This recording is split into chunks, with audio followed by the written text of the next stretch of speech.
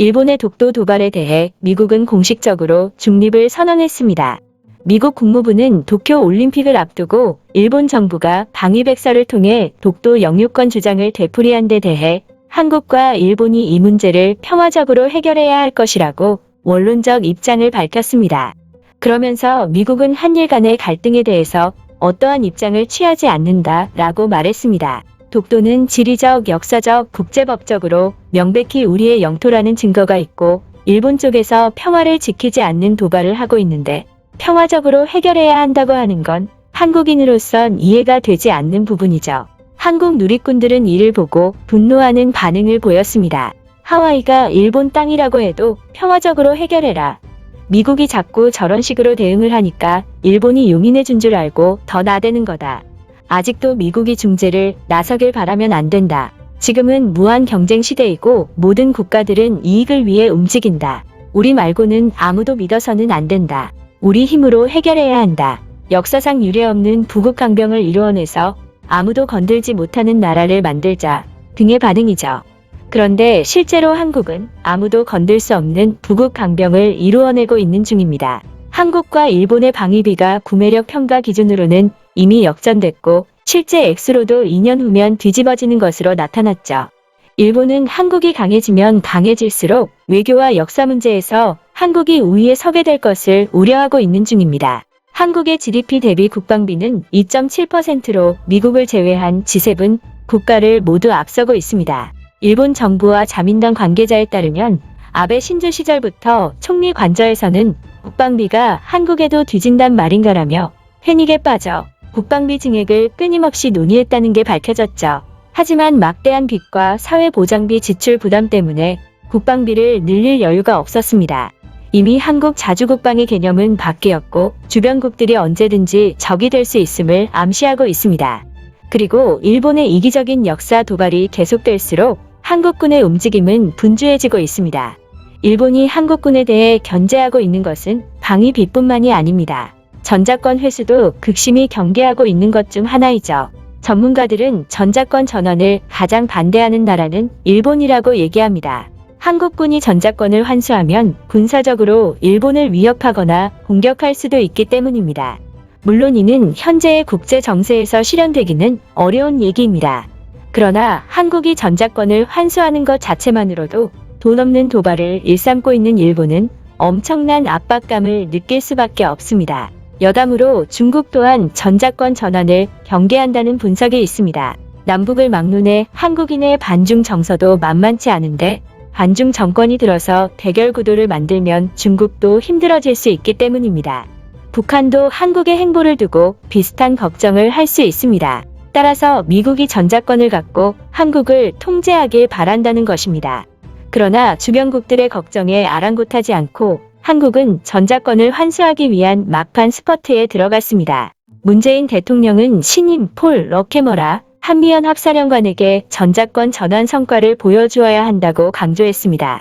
전임 로버트 에이브람스 한미연합사령관은 전자권 전환 문제에 대해 부정적인 입장을 내비친 바 있어 신임 사령관에겐 철저한 조기 당부를 한 것입니다. 서욱 국방부 장관도 연합사령관 취임 3일 만에 미국과 전자권 전환 관련 회의를 소집하는 등 전자권 전환 가속화를 당부했습니다. 서 장관은 회의에서 사령관에게 미국의 주요 지휘자들과 다양한 협의를 통해 전자권 전환을 가속화하기 위한 노력을 경주해 달라고 얘기하였고, 아울러 전자권 전환 추진이 우리 정부의 핵심 국정과제라며 책임 국방을 달성하는 필수 과업임을 인식하고 전자권 전환 과업들을 체계적이고 적극적으로 추진해 나가야 한다고도 말했습니다.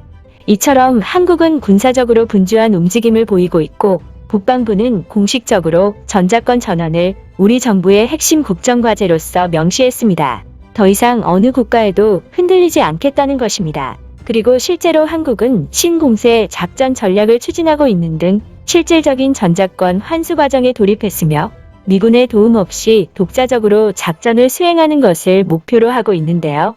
이를 본 일본인들은 한국의 분주한 움직임에 유례없이 강경하게 나오고 있다고 당황하고 있는 상황이며 전자권 환수가 실제로 일어날까봐 전전긍긍하고 있습니다. 자세한 일본 반응 알아보겠습니다. 한국은 언제부턴가 자신감이 굉장해진 것 같다. 한국군의 행보는 마음만 먹으면 일본 따위를 얼마든지 이길 수 있다고 생각하고 있는 거다. 미사일이 생기고 나서 그런 것인가? 아니면 미사일 지침이 해제되었기 때문에 일본도 빨리 한국군에 대항할 수 있는 신무기를 개발해내야 한다. 한국이 작정하고 전자권을 돌려받으려는 것을 심각하게 받아들여야 한다. 미국은 중국 때문에 예민한 상황인데도 한국이 눈치 안 보고 들이밀고 있는 것은 분명히 뭔가 일을 내려는 것이다. 지금이라도 한국과 친하게 지내는 척을 보여주면 안 될까? 조금 걱정되기 시작했다. 한국은 평화적인 해결 방법을 모색해야 한다.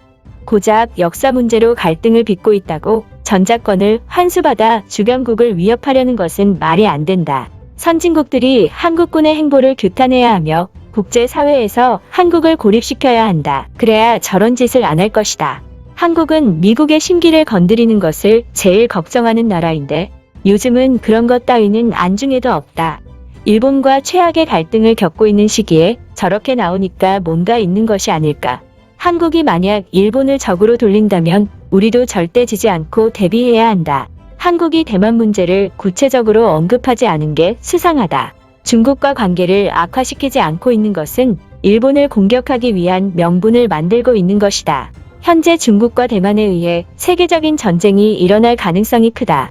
한국은 그 기회를 놓치지 않고 명분을 만들어 일본을 공격하려는 거다. 한국의 다른 건 몰라도 군사력만큼은 두렵다. 한국은 왜 그렇게 군사력이 강한 것처럼 느껴지는 것일까? 모든 성인 남성들이 의무적으로 군대를 다녀와서 그런 것일까? 군대에서 경험을 쌓았다는 것은 전쟁을 할 줄 안다는 것을 의미하니까 말이다. 어쩌면 한국은 군사력을 증강하기 위해 일부러 북쪽과 통일을 하지 않는 걸 수도 있다.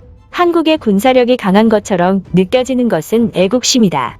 군대에서 전쟁을 하는 법을 배우게 되면 없던 애국심이 생길 수밖에 없다. 일본인들은 한국인들만큼의 애국심이 없다. 제일 심각한 젊은 층들은 세상 정세에 아무런 관심도 없고 나라가 어떻게 돌아가는지도 모른다. 일본의 미래가 걱정되기만 한다. 한국과 해볼만 하다고 생각한다. 최대의 위협인 한국 육군은 일본에 아무런 타격을 입힐 수 없고 한국이 자랑하는 미사일 또한 해상 자위대의 방공망에 막히게 되어 있다. 그러면 재미 볼 수 있는 게 공군인데 공군에서 일본이 한국에 밀리는 수준은 절대 아니다. 왜 한국과의 전쟁을 두려워하는 건지 모르겠다. 한국은 미국의 심기를 건드렸을 것이다. 미국은 패권을 지키기 위해 수단과 방법을 가리지 않는 나라이다. 그렇다는 것은 미국은 전자권에 매우 민감하다는 것이다. 미국은 한국을 경명하고 있을 게 틀림없다. 한국의 무모함과 멍청함은 결국 스스로 자멸의 길로 빠지게 했다. 나는 다르게 생각한다. 미국이 한국의 요구에 순응했다는 것은 불길한 징조이다. 특히나 미국은 한국을 중국에 맞서기 위한 필수적인 카드라고 생각하고 있기 때문에 절대 한국을 버릴 수 없다. 그렇다는 것은 일본과 한국이 전쟁이 나도 미국은 중립을 지킬 가능성이 크다는 것이다. 우리는 한국과의 전쟁에 대비해 모든 준비를 마쳐야 할 것이다. 여기까지 시청해주신 시청자분들께 진심으로 감사하다는 말씀드립니다. 시청자분들의 의견은 영상 제작에 큰 힘이 됩니다. 감사합니다.